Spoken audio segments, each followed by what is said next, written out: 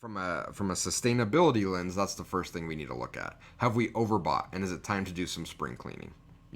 Do we really need all these tools? Do we really need all these integrations?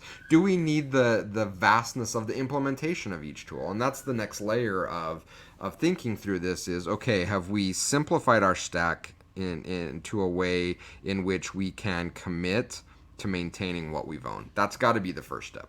If we can't maintain it, we got to get rid of it. So now we've simplified our stack. Now we need to simplify within the stack. Do we really need 700 different data points to throw into Adobe Analytics? Do we really need an analytics platform that has deployed a quote-unquote magic tag that simply collects every click and interaction and scroll on the site? The answer is no, you don't, because you can't maintain it. Right? And the counter argument is, well, someday you might need that data. You know what? When that someday comes, and if you have a proper analyst, they're going to look at it and say, you know what? This data is shit. We can't use it because we didn't maintain the data. So simplify the stack down to only the tools that you can commit to maintain. Once you've have that done, then simplify within the stack. Do we really, really need all of these data points that we're collecting within each of these tools? The answer is probably no. So let's start to simplify it down to the things that we're actually committed to using and maintaining. And again, that's the question we need to constantly be asking ourselves. Am I willing to maintain this?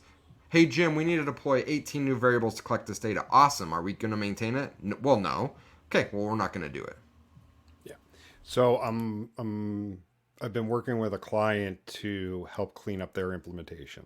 The implementation is maybe like 10 years old. They've been using the tool for 10 years, but it's the owner has changed time and time again over those years. And in some points in its history, it's even been like maintained by committee. So one person will say, we need this. And someone will say, yeah, let's do it. And then somebody else will configure something else. They have almost 500 custom metrics defined, like custom. It's an Adobe implementation, so 500 custom events. Guess how many are actually collecting data? Less than 100. Somewhere between a fifth and a tenth. Yeah. Are actually collecting data, but they're enabled. People can go in and select them, so you get confusion in the tool. So, like if you have something like that, you cannot get anywhere near encouraging data literacy and other people within the organization using the tool if you don't have a handle on what's active, what's being used, and what's accurate.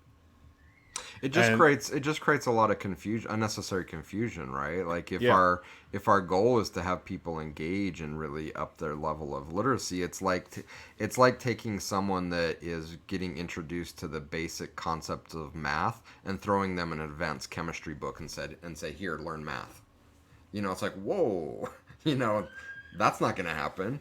So, why are we purposefully making it more difficult and challenging and overwhelming than it needs to be for the people that we're saying we want them to engage and become smarter at data? Well, we're making it really hard for them to do that.